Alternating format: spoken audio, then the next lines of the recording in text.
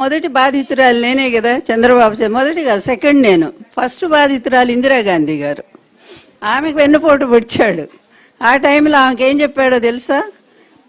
అమ్మ, మీరు మా మామకి ఏమీ లేదు ఈ రాష్ట్రంలో, ఆయన రంగులు పూసుకొని ఏదో సినిమాలో యాక్ట్ చేస్తా ఉన్నాడు, అందువలన కాంగ్రెస్ పార్టీ బ్రహ్మాండంగా గెలుస్తుంది, మీ పేరు అట్లా మారుమోగిపోతా ఉంది, మీరు అనుమతిస్తే మా మామ మీద పోటీ చేసి నేను బ్రహ్మాండం గెలిచి వస్తే మీకు చూపిస్తాను, ఆ తర్వాత నన్ను సీఎం చేయండి అని చెప్పేసరికి ఆవిడ నమ్మి నిజమే అనుకొని ఎన్టీఆర్కి అంత ప్రభావం లేదు, సొంత అల్లుడే చెప్పాడు కదా అని కొంచెం నిర్లక్ష్యం కూడా ఉంది.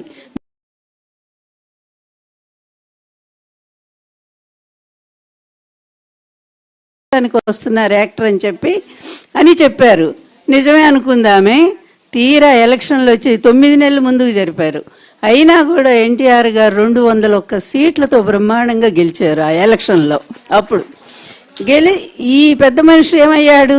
చంద్రగిరి నియోజకవర్గంలో కాంగ్రెస్ తరఫున పోటీ చేస్తే తెలుగుదేశం పార్టీ ఆ రోజు ఒక అనామకుడు సుబ్రహ్మణ్యం ఏదో ఉంది పేరు, అలాంటి ఆయన్ని పెడితే ఆయన చేతిలో కొన్ని వేల ఓట్ల తేడాతో ఓడిపోయాడు.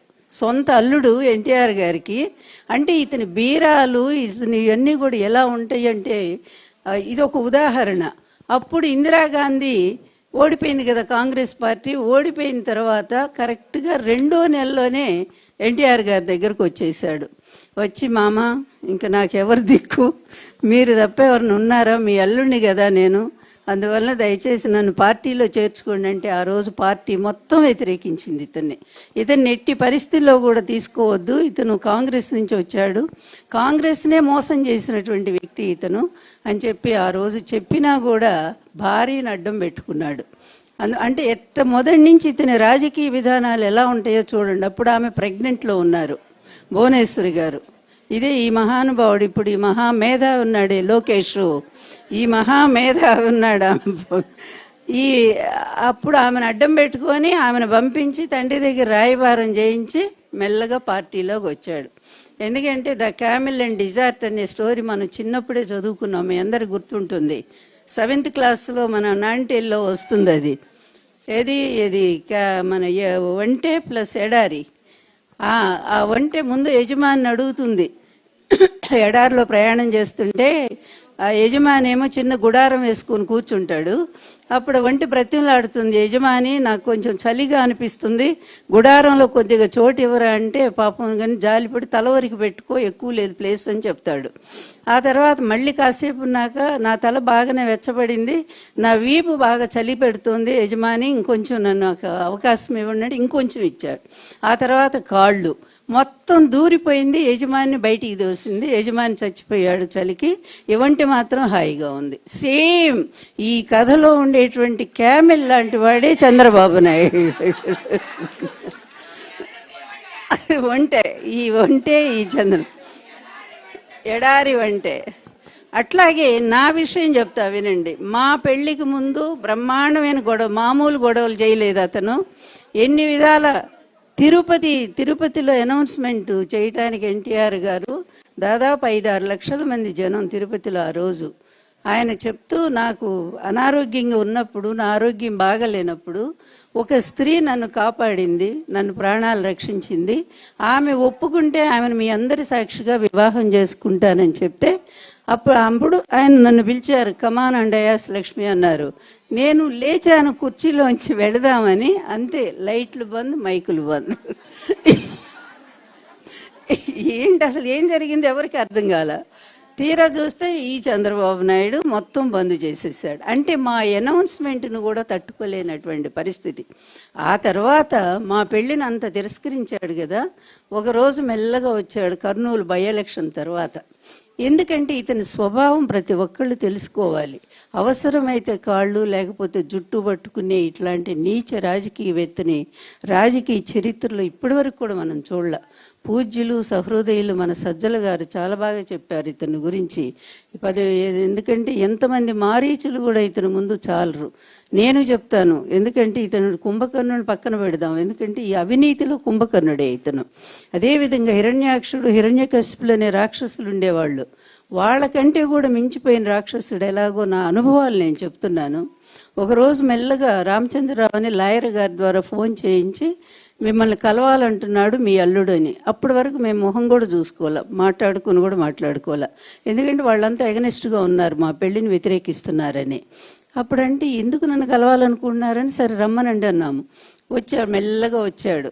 వచ్చి ఇలా చేతులు నలుపుకుంటూ కూర్చోండి అని చెప్పి నేను మర్యాద కుర్చీ చూపించాను. ఏమనుకోవద్దు, మిమ్మల్ని అత్తగారు అంటాను అన్నాడు. అమ్మయ్య, అది ఎంత పెద్ద ఆనందం! అంతకంటే ఆనందం ఏముంది నాకు. ఈ కుటుంబం నన్ను కలుపుకుంటుందని ఎంత సంతోషపడిపోయి, రా బాబు, రా అల్లుడు, కూర్చోండి, టీ తాగుతారా, టిఫిన్ పెట్టించమంటారా అని మర్యాదలన్నీ చేశాను నేను. అవన్నీ కాదు, నాకు ఒక హామీ ఇవ్వాలి మీరు అన్నాడు. ఏంటి బాబు అంటే, ఏం లేదు, మా మామగారు నన్ను పార్టీ నుంచి వెళ్ళిపోమన్నారు అన్నాడు. అంటే అది జరిగింది నాకు తెలియదు. యాక్చువల్లీ కర్నూలు బై ఎలక్షన్లో చాలా మోసం చేశాడు. అంటే పార్టీ ఓడిపోవటానికి ఇతను తెలుగుదేశం పార్టీని ఓడించడానికి ప్రయత్నం చేశాడు. అక్కడ కాంగ్రెస్తో కుమ్మక్కయ్యి.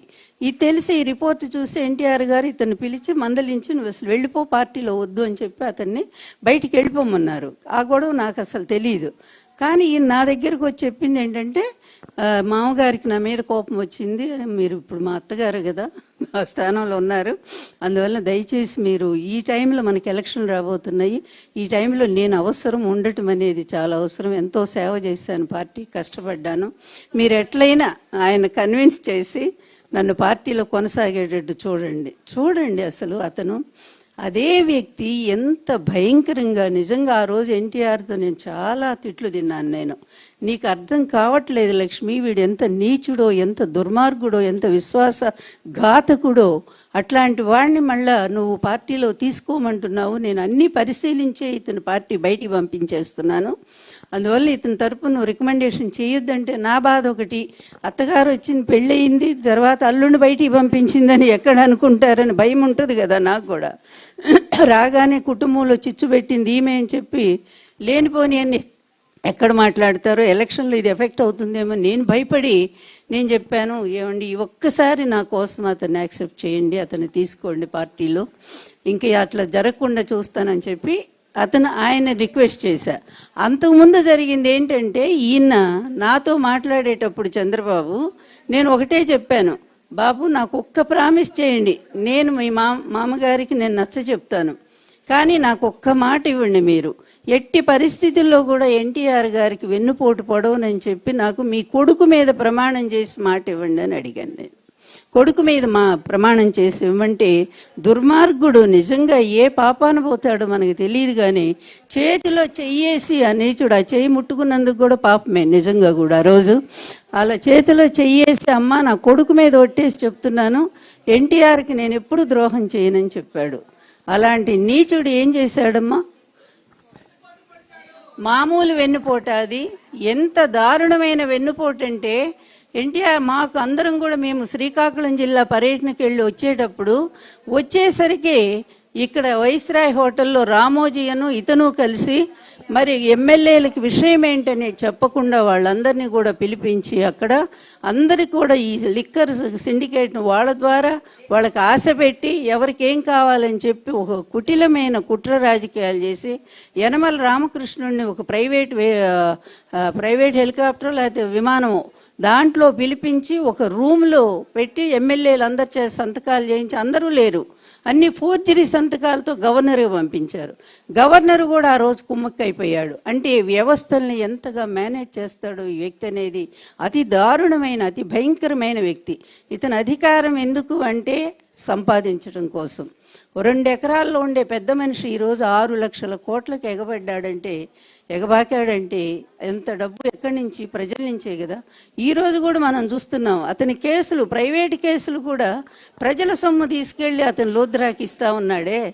అంటే ఎంత దారుణంగా ప్రజల సొమ్మును వాడుకుంటూ ప్రజలను మోసం చేస్తూ ఉన్నాడు. ఆ విధంగా మా కుటుంబంలో చిచ్చు పెట్టాడు. ఎన్టీఆర్ కొడుకులకు అబద్ధం చెప్పాడు.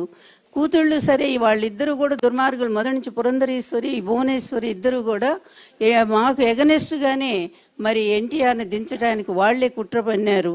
తర్వాత చూస్తే ఇక ఆయన్ని ఎంత దారుణంగా అవమానం చేశారంటే, వైస్రాయ్ హోటల్కి ఇదేంటి అన్యాయం అని చెప్పి అడగటానికి వెళితే అక్కడ చెప్పులు వేయించాడు. ఎందుకంటే ఎన్టీఆర్ లాంటి అభిమానధనుడు, ఎన్టీఆర్ లాంటి మరి గౌరవం ఉన్నటువంటి పేరున్న వ్యక్తి ఇట్లాంటి అవమానాలు తట్టుకోలేడు, గుండె ఆగిపోతుందని అతనికి తెలుసు. అప్పటికే ఆయనకి చాలా ఒకసారి మైల్డ్ హార్ట్ స్ట్రోక్ వచ్చింది, పెరాలసిస్ స్ట్రోక్ వచ్చింది, తర్వాత షుగర్ 30 ఏళ్ళు షుగర్ ఉంది, బీపీ ఉంది. ఇన్ని వ్యాధులు ఉన్నటువంటి మనిషిని మానసికంగా అవమానం చేస్తే అతను తట్టుకోలేక అతను చనిపోతాడని తెలుసు. అలాగే నీచుడు క్షుద్ర పూజలు కూడా చేయించాడు ఈయనకు వ్యతిరేకంగా. అంటే ఇలాంటి వాడు సమాజ వ్యవస్థలో ఎప్పుడైనా ఎక్కడైనా మనం చూసామా? ఒక అవకాశం ఇచ్చి పిల్లనిచ్చి నీకు అంత గొప్ప స్థానం ఇచ్చి చేస్తే చివరికి నువ్వు ముఖ్యమంత్రి పదవి కోసం ఒక మహానుభావుడిని, తెలుగు తేజం అనుకునే వాడిని ఆ విధంగా చెప్పులేసి అవమానం చేస్తే ఆ రోజు అన్నారు ఎన్టీఆర్ గారు, లక్ష్మి ఈ రోజే నేను చచ్చిపోయాను, ఇంక భవిష్యత్తులో చనిపోయేది నామక అవుతుంది. ఎన్టీఆర్ ఇప్పుడే చనిపోయాడు, ఈ చెప్పులేసిన అల్లుడే నా మీద ఈ విధంగా చేశాడు పరాభవం అని. అలా తర్వాత ఆయన కళ్ళ వెంట నీళ్లు కాదు రక్తం వచ్చింది. నా ఉద్దేశం ఏంటంటే ఆయన తనకు జరిగిన అవమానాలన్నీ కూడా క్యాసెట్లో చేశారు, జామాత దశమగ్రహ క్యాసెట్ చేశారు. అదేవిధంగా ఒక ధర్మపీఠం అనే వీడియో ఉంది, ఆడియోలు ఉన్నాయి, ఇవన్నీ ఉన్నాయి. ఇతను చేసిన ఈ దుర్మార్గాలన్నింటినీ కూడా మనం ప్రజల్లోకి తీసుకుని వెళ్ళగలిగితే సక్సెస్ఫుల్గా నాకు